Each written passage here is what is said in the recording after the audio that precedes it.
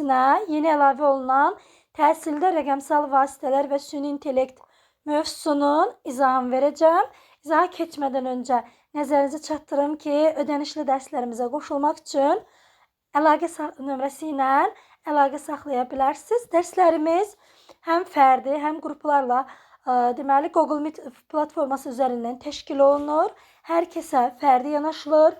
Hər bir müəllimin sualı, öyrənmək istədiyi, bilmək istədiyi hissə təkrar izah olunur. Mövzular çox asan, sadə izahlarla sizə təqdim olunur və mövzu ilə bağlı test, qəbul tipli suallar, sınaqlar işləmək imkanı əldə olunur. Keçək izaha. Bilirik ki, yeni salınan mövzular haqqında hər bir müəllim narahatdır, amma heç də narahatçılığa əsas yoxdur. Bir-iki dəfə dinləməklə mövzunu tam mənimsəmiş olacaqsınız. Deməli, təhsildə rəqəmsal vasitələrdən ChatGPT haqqında sizə bugün məlumat verəcəm. ChatGPT deməli, son zamanlar daha çox eşitdiyimiz bir süni deməli rəqəmsal vasitəsidir. Burada süni intellektlə işləyir. ChatGPT rəqəmsal köməkçidir. O insanla danışa bilir və internet vasitəsilə istifadə olunur. Müxtəlif mövzularda bizə məlumat verir. Mətin yazmağa, mətin tərcümə etməyə, yeni yollar, yeni ideyalar axtarmağa bizə dəstək olur. Həmçinin çətin mövzuları izah edir, problemin həllində bizə kömək göstərmiş olur. ChatGPT insanı əvəz etmir, sadəcə onun işini asanlaşdırır. Gündəlik həyatda da və işdə də biz ChatGPT-dən istifadə edə bilərik. Təhsil sahəsində isə həm müəllimlər, həm də şagirdlər ChatGPT-dən istifadə edirlər. Şagirdlər üçün çətin anlayışları izah edir. Müəllimlər üçün isə dərs planlaşdırmaqda, qiymətləndirmə meyarlarının hazırlamasında köməkçi rolunu oynayır. Amma unutmayaq ki, mətnləri tamamilə ChatGPT-yə yazdırmaq olmaz. Bu öyrənmə prosesinə mənfi təsir göstərir, öyrənmə prosesini zəiflədir. Çünki şagird özü məşq etmədən, düşünmədən, səhvləri üzərində işləməmək imkanına gətirib çıxarır, bu imkanları itirir.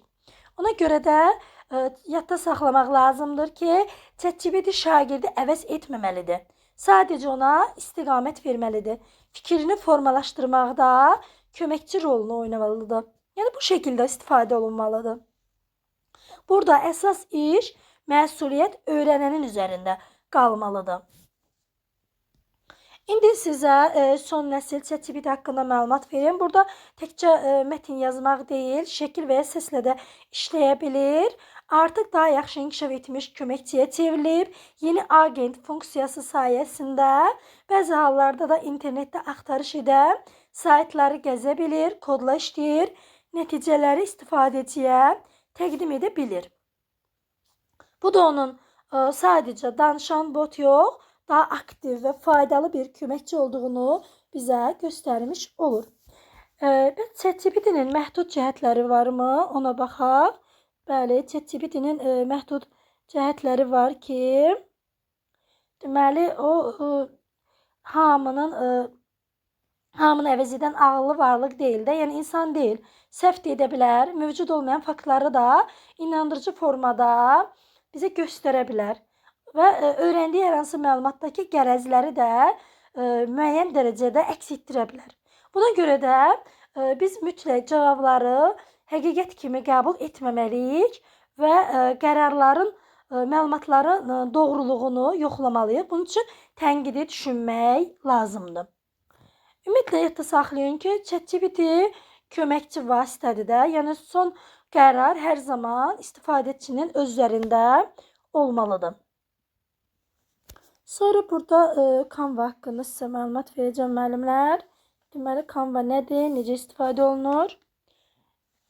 Deməli, Canva təhsil üçün istifadə olunan faydalı rəqəmsal alətidir. O həm müəllimlərin, həm də şagirdlərin asan və rahat şəkildə müxtəlif dizaynlar hazırlamasına kömək göstərmiş olur. Burada çox saylı şablon, qrafiklər, təqdimat nümunələri var. Bu da dərsləri daha maraqlı və anlaşılır edir. Araşdırmalar da göstərir ki, şəkil, vizual materiallarla verilən məlumat daha tez başa düşülür və yadda daha yaxşı qalır. Canva-da müəllimlərə mövzuları daha yaxşı mənimsətməkdə kömək göstərmiş olur. Burada müəllimlər mövzuları daha aydın izah edir, məlumatları vizuallaşdırırlar. Bu da şagirdlər üçün daha faydalıdır. Həmçinin yadda saxlayın ki, Canva həm qrup işləri üçün də uyğundur. Şagirdlər birlikdə layihələr hazırlaya bilərlər. Müəllim də bu prosesləri izləmiş olur. Burada həm əməkdaşlıq, həm də yaradıcılığı Canva artırır. Bundan başqa Canva vasitəsilə təqdimatlar, iş vərəqləri, posterlər, testlər, video dərslər də hazırlamaq mümkündür.